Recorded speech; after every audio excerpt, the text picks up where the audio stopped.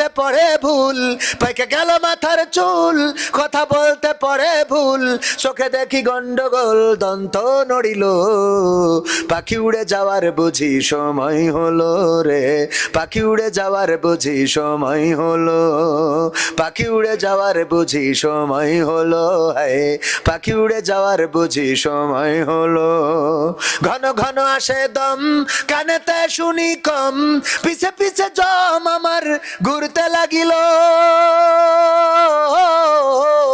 ঘন ঘন আসে দম,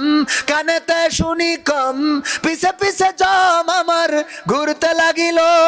খাটো হয়ে আসছে পাও, হীন হলো সর্বদাও, খাটো হয়ে আসছে পাও, হীন হলো সর্বদাও, ভাবে বুঝি সময় আমার ফুরিয়ে এলো, পাখি উড়ে যাওয়ার বুঝি সময় হলো, হায় পাখি উড়ে যাওয়ার বুঝি সময় হলো, পাখি উড়ে যাওয়ার বুঝি সময় হলো রে, পাখি উড়ে যাওয়ার বুঝি সময় হলো। এই মেধা শূন্য হওয়া যাবে না। আমার মা বোনেরা টিকটক করে, আল্লাহর নবীর কন্যা ফাতেমা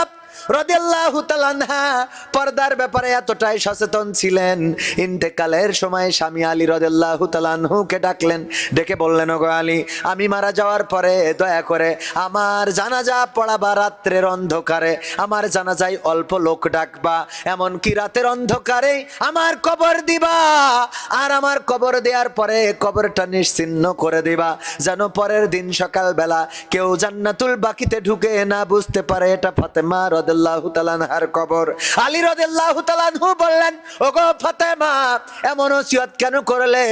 ফাতেমা রাদিয়াল্লাহু তাআলা আনহা বললেন, ওগো আলী, শুনে নাও, দুনিয়ার মানুষ কোনোদিন নবীর কন্যা ফাতেমাকে দেখে নাই। নবীর কন্যা ফাতেমা কেমন উঁচা ছিল, কেমন মোটা ছিল, কেমন চিকন ছিল, এটা দুনিয়ার মানুষ কোনোদিন দেখে নাই। যদি রাতের